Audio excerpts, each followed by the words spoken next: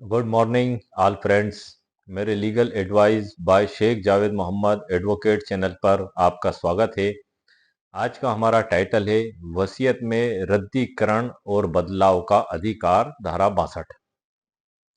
ये जो धारा 62 है ये भारतीय उत्तराधिकार अधिनियम 1925 की है। वसीयत में रद्दीकरण और बदलाव का अधिकार वसीयतकर्ता के पास उसकी जीवित अवस्था में हमेशा मौजूद रहता है। इस धारा में बताया गया है कि वसीयतकर्ता वसीयत को लिखने के बाद कभी भी किसी भी समय उस वसीयत को रद्द भी कर सकता है या उसमें संशोधन करके बदलाव भी कर सकता है। वसीयतकर्ता की मृत्यु के साथ ही उसका यह अधिकार समाप्त हो जाता है और वसीयतकर्ता की मृत्यु के बाद वसीयत में किसी भी प्रकार का परिवर्तन, रद्दीकरण या संशोधन नहीं किया जा सकता। इस टॉपिक पर क्या मृत्यु के बाद वसीयत परिवर्तित की जा सकती है, मैंने मेरे चैनल पर एक वीडियो ऑलरेडी पहले से अपलोड किया हुआ है, आप उसको देख सकते हैं। वसीयत लिखने के बाद अक्सर वसीयतकर्ता के मन में यह सवाल पैदा होते हैं, ये उलझन पैदा होती है और वो इसी पशोपेश में रहता है कि मैंने वसीयत अब लिख तो दी, लेकिन अब मैं इसको रद्द कैसे करूं या बदलूं या परिवर्तित कैसे करूं। तो उस सभी बारे में कानूनी जानकारी आज के इस वीडियो में दी जाएगी। यदि आप चाहते हैं कि वसीयत का रद्दीकरण या परिवर्तन किस प्रकार से किया जाए तो आप बिल्कुल सही जगह पर हैं।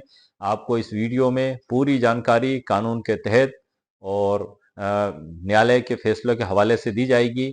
इस बारे में मैं आपको एक महत्वपूर्ण जानकारी और दे देना चाहता हूँ कि कई बार व्यक्ति के साथ परिस्थितियां ऐसी बन जाती हैं कि जब वो वसीयत करता है, जब हालात और परिस्थितियां अलग होती हैं और उसके 2, 4, 5 साल बाद हालात और परिस्थितियां अलग हो जाती हैं, तो ऐसी स्थिति में धारा 62 में जो भारतीय उत्तराधिकार अधिनियम 1925 की है, वसीयतकर्ताओं को अधिकार दिया गया है कि वो वसीयत को किसी भी समय परिवर्तित, रद्द या संशोधित कर सकता है। धारा 62 जो भारतीय उत्तराधिकार अधिनियम में परिभाषित की गई है, उसे मैं वर्ड टू वर्ड भी आपको पढ़कर बताऊंगा और उसमें जो न्यायालय के फैसले दिए गए उनके बारे में भी मैं आपको पूरी जानकारी और समझ दूंगा। और इसके अलावा मैंने आपके लिए बड़े आसान शब्दों में मेरे खुद के द्वारा कंप्यूटर स्क्रीन पर भी एक लेख तैयार किया गया है, जिस जो भी बड़े आसान शब्दों में, दोनों का मकसद यही है कि आपको बात समझ में आ जाए। एक आम व्यक्ति की बात समझ में अगर आ गई तो वो इस कार्य को उस प्रकार से करने में सक्षम हो पाएगा। इन्हीं बातों को, चूंकि वसीयत का मैटर है सर, वसीयत एक अंतिम इच्छा पत्र होता है, तो इसके समझने के लिए मैंने आपको 2 लाइन भी तैयार की हैं जिससे इस वसीयत के महत्व को आप समझ सकें। भाई धारा में, कानून में तो बताया गया है, लेकिन उसको समझाया इसलिए जाता है कि एक आम व्यक्ति उसको समझ सके आसान भाषा में। तो इसी के वसीयत के मूल्य और महत्व को समझने के लिए मैं आपको 2 लाइन सर बताता हूँ, जिससे आपको वसीयत का मूल्य और महत्व भी आसानी से समझ में आ जाए। जो लिखा है कागज पर वो आखिरी फरमान है, इस वसीयत के शब्दों में जिंदगी का अरमान है। जो लिखा है कागज पर वो आखिरी फरमान है, इस वसीयत के शब्दों में जिंदगी का अरमान है।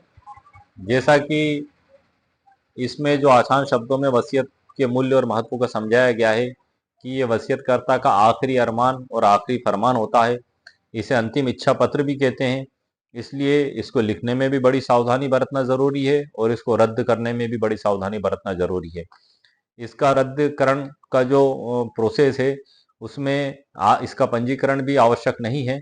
यदि आपने वसीयत रजिस्टर्ड करवाई है तो बेहतर होगा सर आप उसका पंजीकरण रजिस्टर्ड ही करवाएं। कानूनी रूप से ऐसा कोई प्रतिबंध इसमें नहीं लगाया गया है, लेकिन चूंकि वो पब्लिक डॉक्यूमेंट्स के रूप में ऑनलाइन रिकॉर्ड हमेशा मौजूद रहता है, इसलिए आप अगर वहाँ आपका रद्दीकरण का भी रिकॉर्ड अपलोड कर देते हैं तो ये आपके लिए काफ़ी आसानी होगी, आपके उत्तराधिकारियों में विवाद से इसमें बचा जा सकता है। अब बुक में सर जो धारा दी गई है उसको मैं आपको वर्ड टू वर्ड पढ़कर बता भी देता हूँ और आपको समझा भी देता हूँ, ताकि आपको वसीयत को रद्द किस प्रकार से और किस तरीके से किया जाएगा ये पूरी जानकारी सर आपकी। धारा 62 सर, विल प्रतिसंहित या परिवर्तित की जा सकती है। विल को करने वाला विल को किसी समय, जब वह विल द्वारा अपनी संपत्ति के व्ययन के लिए सक्षम हो, प्रतिसंहित या परिवर्तित कर सकेगा। बिल्कुल आसान शब्दों में लिखा हुआ है सर, इसको इंग्लिश में भी मैं पढ़ के आपको बता देता हूं। विल में बी रिवोक्ड और altered. A will is liable to be revoked a will is liable to be revoked or altered by maker of it any time when he is competent to dispose of his property by will। मतलब वसीयत करता हुआ ये पूरा अधिकार इस कानून के तहत दिया गया है कि वो उसकी वसीयत को जब चाहे तब रद्द कर सकता है। इसमें सर आगे ये भी बताया गया है, ये सर बुक है, इसमें हिंदू उत्तराधिकार अधिनियम 1956, भारतीय उत्तराधिकार अधिनियम 1925 दोनों दिए गए हैं। मैं बुक में से ही सर आपको वर्ड टू वर्ड पढ़कर बता रहा हूं ताकि आपको स्थिति बड़ी आसानी के साथ समझ में भी आ जाए और उसको मैं एक्सप्लेन भी सर आगे करूंगा। इसमें टिप्पणी में सर वसीयतकर्ता कभी भी अपनी वसीयत को प्रतिसंहित या परिवर्तित कर सकता है। इसमें एक जजमेंट है जिसके द्वारा इसको काफी अच्छे से आसान शब्दों में परिभाषित किया गया, बताया भी गया है। राजकुमार और अन्य बनाम स्वामी और अन्य 2006 भाग 3 MPLJ 586। ये एक बहुत ही महत्वपूर्ण फैसला है सर, जिसमें वसीयत के बारे में एक बहुत ही महत्वपूर्ण जानकारी प्रदान की गई है, जो कि मैं आपको बताता हूं, जो आपके नॉलेज में एक महत्वपूर्ण इजाफा करेगी और आपके कंफ्यूजन और डाउट को भी दूर करेगी, जो पंजीकरण से भी रिलेटेड है कि क्या आपने वसीयत को रजिस्टर्ड करवाया तो उसका पंजीकरण भी उसका पंजीकरण करवाना आवश्यक है वसीयत को रद्द करने के लेख का, उसी के बारे में सर इसमें बताया गया है। वसीयत का प्रतिसरण सिविल वाद दाखिल, मतलब दीवानी दावा लगाया गया कोर्ट में, डिक्री किया गया दावा। चुनौती इस आधार पर दी गई कि अवर न्यायालय द्वारा जिस दस्तावेज के आधार पर वसीयत को निरस्त माना गया है वह रजिस्टर्ड नहीं थे। मतलब इस आधार पर चुनौती दी गई कि जो वसीयत का रद्दीकरण किया गया था उसको रजिस्टर्ड नहीं करवाया गया था। रजिस्टर्ड क्या होता है सर? रजिस्ट्रेशन एक्ट 1908 की धारा 17 के तहत जिन दस्तावेज को रजिस्टर्ड किया जाना आवश्यक है, कंपलसरी है, उनका रजिस्ट्रेशन आपको करवाना होगा, और जिनको आवश्यक नहीं बताया गया है उनका रजिस्ट्रेशन आवश्यक नहीं है। जैसे कि विल का रजिस्ट्रेशन कंपलसरी नहीं है, लेकिन विक्रय विलेख और दान पत्र आदि दस्तावेजों का रजिस्ट्रेशन कंपलसरी है। यदि आप इनका रजिस्ट्रेशन नहीं करवाते हैं तो विधि अनुसार वो दस्तावेज मान्य नहीं होंगे। अब हम इसमें आगे बढ़ते हैं, क्योंकि चुनौती दी गई थी रद्दीकरण, वसीयत के रद्दीकरण के लेख को कि वो रजिस्टर्ड नहीं है। अब आगे इसमें न्यायालय के द्वारा क्या कहा गया सर, मैं आपको बताता हूं, ध्यान से सुनिएगा, आपके लिए बड़े काम की चीज है। अभी निर्धारित किया गया न्यायालय के द्वारा, यदि वसीयतकर्ता अपनी संपत्ति का जीवन काल में निपटान करने में सक्षम है तो वह उसके जीवन काल में उसका प्रतिसरण कर सकता है। ये तो परिभाषा जो दी गई है कानून में वो उन्होंने अभी निर्धारित करके बताई है।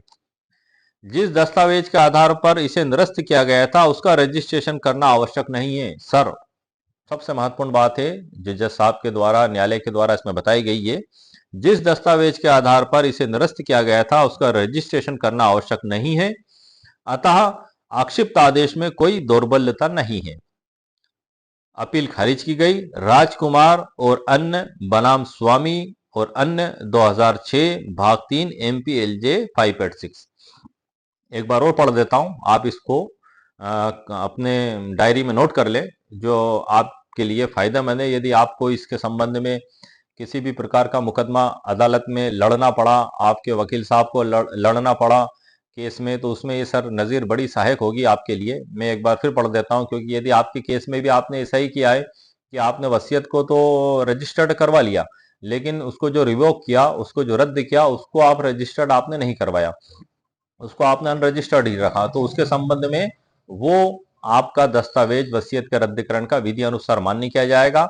इसको आप अपनी नोटबुक में नोट कर लें, और आपके लिए भी फायदेमंद है, एक आम व्यक्ति के लिए भी फायदेमंद है, और हमारे वकील साहबों के लिए भी फायदेमंद है। मैं एक बार सर फिर पढ़ देता हूं आसान शब्दों में, ताकि आप उसको नोट भी कर सकें। राजकुमार और अन्य बनाम स्वामी और अन्य 2006 भाग 3 MPLJ 586। इसमें यह स्पष्ट बताया गया है कि वसीयत का रद्दीकरण आवश्यक नहीं है, रजिस्ट्रेशन के बिना भी वसीयत को रद्द किया जा सकता है।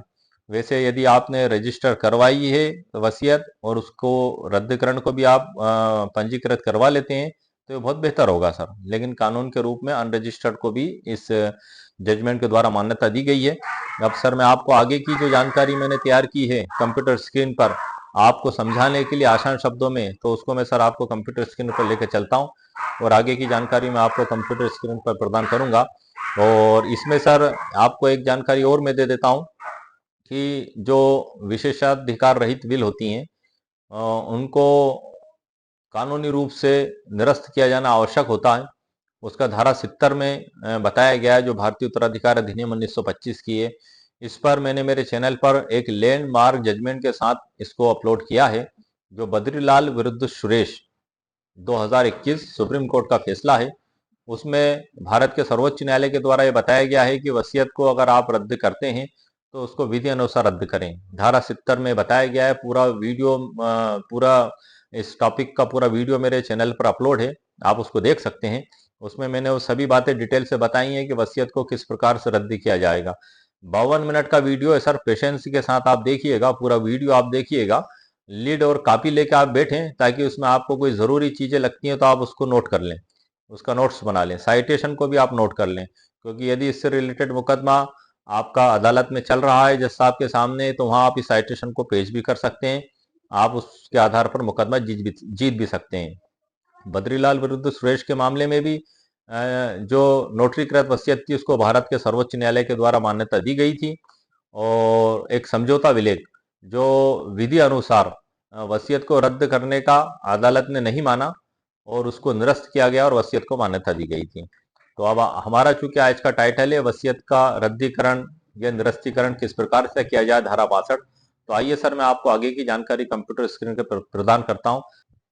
धारा 62 भारतीय उत्तराधिकार अधिनियम के संबंध में आपको जानकारी देने से पहले मैं आपको एक शॉर्ट जानकारी और दे देता हूं भारतीय उत्तराधिकार अधिनियम की धारा 59 और 63 के बारे में, जो कि हमारे टाइटल से संबंधित है और वसीयत के हर टाइटल से संबंधित है। क्यों? क्योंकि ये वो बेसिक नींव है, ये वो बेसिक आधार है जिसके आधार पर वसीयत को आपको तैयार किया जाना आवश्यक है। धारा 59 और धारा 63। धारा 59 में वसीयतकर्ता की योग्यता के बारे में बताया गया है कि वसीयतकर्ता को स्वस्थ मानसिक अवस्था का होना चाहिए और 18 वर्ष की उसकी आयु कंप्लीट होना चाहिए या उससे अधिक। धारा 63 में बताया गया है कि वसीयत में 2 गवाहों की उपस्थिति आवश्यक है और वसीयतकर्ता उन गवाहों के समक्ष वसीयत पर दस्तखत करेगा और दोनों गवाह भी वसीयत पर दस्तखत करेंगे। इन गवाहों से यदि मामला अदालत में पहुंचता है विवाद होने की वजह से, तो गवाहों से वसीयत को प्रमाणित किया जाएगा। जो साक्ष्य अधिनियम की धारा 68 में बताया गया है कि जिन दस्तावेजों का गवाहों से प्रमाणित कराना आवश्यक है, यदि आप उनको गवाहों से प्रमाणित नहीं कराते हैं तो वो दस्तावेज साक्ष्य में ग्राह्य नहीं किया जाएगा। विल भी एक ऐसा ही दस्तावेज है, लेकिन रजिस्ट्रेशन एक्ट 1908 के तहत अन्य जो दस्तावेज हैं जैसे दान पत्र हुआ, विक्रय विलेख हुआ, तो इनको गवाहों से प्रमाणित कराना आवश्यक नहीं किया गया है। लेकिन यदि इसको करने वाला व्यक्ति जैसे विक्रेता ही उसको चुनौती दे देता है, तो इसी दशा में उन गवाहों से उस विक्रय विलेख को प्रमाणित कराना आवश्यक होगा। लेकिन विल को सीधे ही आपको प्रमाणित कराना आपकी जिम्मेदारी होगी। जो व्यक्ति अदालत में दावा लगाता है वसीयत के आधार पर कि ये वसीयत विधि अनुसार मान्य है, तो उसी की जिम्मेदारी होगी कि वो वसीयत को प्रमाणित भी कराए। अब सर हम आगे बढ़ते हैं, आपको आगे की जानकारी में देता हूँ। वसीयत में संशोधन और प्रतिसाहितीकरण अधिकार, धारा 62 भारतीय उत्तराधिकार अधिनियम 1925। वसीयत में बदलाव और रद्दीकरण का आधार धारा 62 के अनुसार, जैसा कि हमारा टाइटल है। धारा 62 जो सर भारतीय उत्तराधिकार अधिनियम 1925 की स्पष्ट करती है कि वसीयत को बनाने वाला व्यक्ति अपने जीवन काल में किसी भी समय वसीयत में बदलाव कर सकता है या उसे रद्द कर सकता है, रिवोक कर सकता है। धारा 62 का जो मूल प्रावधान है, वसीयत करने वाला व्यक्ति जब तक अपनी संपत्ति के संबंध में वसीयत करने के लिए सक्षम है, तब तक अपनी वसीयत को किसी भी समय रद्द या प्रतिसंहित कर सकता है, रिवोक कर सकता है। मतलब उसके जीवन काल में जब वो चाहे वसीयत को रद्द भी कर सकता है, प्रतिसंहित भी कर सकता है। वसीयत में संशोधन के कारण और जो प्रक्रिया है सर इसमें बताया गया है, ये मैंने आपके लिए तैयार की है। कानून में से ही उनको आसान शब्दों में तैयार करके मैं बता रहा हूं सर, ताकि आपको और आसानी से इस बात को समझ में आपको आ सके। यदि वसीयतकर्ता को लगता है कि उसे अपनी संपत्ति के वितरण में बदलाव करना है, तो वह एक नया दस्तावेज जिसे कोडिसिल कहा जाता है तैयार कर सकता है। मतलब उसको ऐसा लगता है कि अब मुझे वसीयत में बदलाव करना चाहिए, हालात और परिस्थितियां बदला गई हैं, तो एक नया कोडिसिल, एक नया वसीयत रद्दीकरण लेख तैयार करके उसमें बदलाव या परिवर्तन या रद्दीकरण कर सकता है। कोडीसील वसीयत का मूल वसीयत का पूरक होता है और उसे भी गवाहों की उपस्थिति में तैयार किया जाना चाहिए। इसमें भी वही सभी वसीयत के नियमों का पालन करना आवश्यक है। रद्दीकरण में सर इसमें बताया गया है, वसीयत को रद्द करने के लिए वसीयतकर्ता मौजूदा वसीयत को फाड़कर, नष्ट करके या जलाकर समाप्त कर सकता है या नई वसीयत बनाकर पुरानी को रद्द कर सकता है। जिसमें धारा 70 में किस तरीके से कानूनी रूप से रद्द किया जाएगा पूरी डिटेल के साथ मैंने चैनल पर वीडियो अपलोड कर दिया है, आप उसको देख सकते हैं। पंजीकृत वसीयत का रद्दीकरण, यदि वसीयत पंजीकृत है तो नई वसीयत को पंजीकरण कराना अच्छा रहता है, जबकि भविष्य में कोई विवाद ना हो। इसमें सर कंपलसरी नहीं है, कानूनी आवश्यकता ऐसी नहीं है, लेकिन अगर आपने रजिस्टर्ड करवाया है तो बेहतर होगा कि आप उसका रद्दीकरण भी रजिस्टर्ड अपलोड करा दें। इसमें जो माननीय न्यायालय के फैसले हैं वो मैंने आपको पढ़कर बता भी दिए हैं। इसमें सर कुछ उदाहरण है जिससे आपको ये चीज और आसानी से समझ में आ जाएगी। रामलाल ने 2015 में एक वसीयत बनाई थी, जिसे उसने अपनी संपत्ति का बंटवारा अपनी बेटी और बेटे के बीच बराबर करने का निर्णय लिया। वसीयत बनाई 2015 में और बेटी और बेटे को बराबर संपत्ति देने का उसने निर्णय लिया।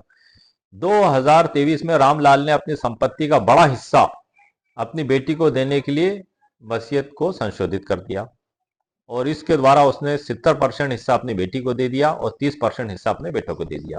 तो ये रामलाल का अधिकार था, 2015 में बनाई थी और 2023 में उसने परिवर्तन किया। 15 से 16, 17, 18, 19, 20, 21, 22, 23 लगभग 8 साल बाद उसने इस कार्य को किया। दूसरा उदाहरण है सर इसका, सीमा देवी ने अपनी पहली वसीयत 2018 में बनाई थी, लेकिन 2022 में उसने पाया कि वह संपत्तियां बेचना चाहती है। उसने नई वसीयत बनाकर पुरानी वसीयत को रद्द कर दिया और नई वसीयत में अब सभी संपत्ति अपने पोते को देने का फैसला कर लिया। तो ये भी उसका अधिकार है, वो मालिक है, वो जब चाहे जिस प्रकार से उसमें परिवर्तन रद्दीकरण कर सकता है। धारा 62 में ये अधिकार दिया गया। तो इसमें सर धारा 62 वसीयतकर्ता को सर ये अधिकार देती है कि वह जीवन भर अपनी वसीयत में बदलाव कर सकता है। जीवन भर, लाइफ टाइम, जब तक जिंदा है उसमें बदलाव जितने चाहे वो कर सकता है या हमेशा के लिए समाप्त भी कर सकता है। यह प्रावधान वसीयतकर्ताओं को अपनी संपत्ति के बारे में अंतिम निर्णय लेने की स्वतंत्रता देता है। तो इस प्रकार से सर ये जो आज का हमारा टाइटल है कि वसीयत में बदलाव और रद्दीकरण क्या किया जा सकता है या किस प्रकार से किया जा सकता है, इसमें क्या सावधानियां रखना चाहिए, उसके बारे में मैंने सर आपको कंप्लीट कानूनी जानकारी प्रदान कर दी है। और कई बार ऐसे भी मामले सर देखने में आते हैं कि कई लोग ये चाहते हैं कि हम वकील साहब के पास जाए बगैर ही वसीयत को हम बना लें। हस्तलिखित वसीयत कहते हैं सर उसको, होलोग्राफिक वसीयत भी। तो आप उसको किस प्रकार से तैयार करेंगे, इस पे मैंने कुल 10 पॉइंट तैयार किए हैं, कानूनी पॉइंट, जो सर्वोच्च न्यायालय के फैसले और कानून का अध्ययन करने के बाद मैंने उसको निकाले हैं एक आम व्यक्ति के लिए, कि यदि ऐसी परिस्थिति बन जाती है कि वो चाहता है कि मैं वकील साहब के पास नहीं जाऊं और स्वयं ही वसीयत तैयार करूं, तो उन्हें उस 10 कानूनी पॉइंटों का पालन करना सर आवश्यक होगा। उस पे बिना वकील के वसीयत कैसे लिखें, मैंने मेरे चैनल पर वीडियो अपलोड किया है, उसमें 10 पॉइंट मैंने बताए हैं, आप उनको ध्यान से सुने, आप डायरी और लिड लेकर बैठें, उन पॉइंटों को आप नोट करें और उससे लाभ प्राप्त करें।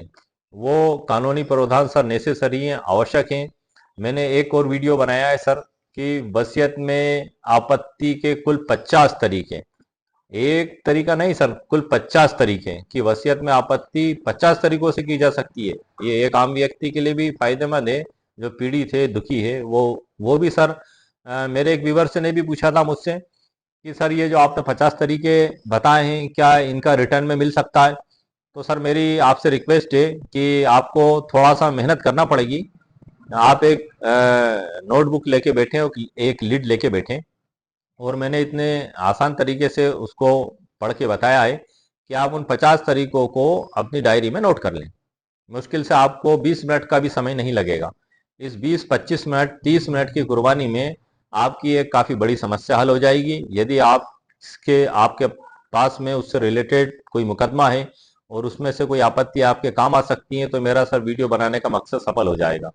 लेकिन उसको बनाने में जब आप उसको नोट करेंगे तो नोट करने में सर आपको समझ में भी आएगा आप जब अपने हाथ से लिखेंगे, सुन के आप लिखेंगे वीडियो को, तो आपकी समझ भी बढ़ेगी और आपका ज्ञान भी बढ़ेगा और बहुत सी नई चीजें आपको समझ में भी आएंगी। तो आप इस तरीके से कर सकते हैं। बिना वकील के वसीयत कैसे बनाएं? इसमें कुल 10 पॉइंट सर मैंने तैयार किए हैं, जो आप लीड और नोटबुक लेके बैठे, कॉपी लेके बैठे और आप उसमें पॉइंटों को नोट कर लें। वैसे वैसे सर एक बात ये है कि यदि आपका मामला कोई पेचीदा है, कोई मसला है, तो वकील साहब से आप सलाह करके ही उसको लिखवाएं, या फिर आप उसका रजिस्ट्रेशन करवाएं, या आप उसको नोटरी वकील साहब से नोटरीकृत करवाएं। क्योंकि जो होलोग्राफिक वसीयत होती है हस्तलिखित, उसको आसानी से कोर्ट में चैलेंज किया जा सकता है सर। और आप यदि उसे नोटरीकृत कराते हैं तो उसकी संदिग्धता कम होती है और उसकी प्रमाणिकता बढ़ जाती है। अगर आपने उसका रजिस्ट्रेशन करवा लिया रजिस्ट्रार ऑफिस में, तो उसका डाउट और कम हो जाता है, और आप उसको जो है कि अदालत में उसको इतनी आसानी से चुनौती भी नहीं दी जा सकती है। हालांकि मैं एक बात बता दूं कि वसीयत को अदालत में जो चुनौती दी जाती है वो कानूनी आधारों पर दी जाती है। यदि आपने वसीयत में कानूनी कमी रखी, गलतियां की, तो आपकी वसीयत को चुनौती दी जा सकती है। चाहे वसीयत आपकी होलोग्राफी को हाथ से लिखी हुई हो, नोटरीकृत हो या पंजीकृत हो। क्योंकि वसीयत को पंजीकृत कराने से ही वसीयत वैध नहीं हो जाती। भारत के सर्वोच्च न्यायालय के द्वारा इस पर टिप्पणी भी की गई है कि महज पंजीकरण से ही वसीयत वैध नहीं हो जाती है। इसके संबंध में धनीराम विरुद्ध शिव सिंह 2023 सुप्रीम कोर्ट का एक लेटेस्ट फैसला है, जिसमें भारत के सर्वोच्च न्यायालय के द्वारा रजिस्टर्ड वसीयत को निरस्त किया गया था सर। मतलब उसको अमान्य किया गया था, और जो शिव सिंह है उनके हक में फैसला दिया गया था।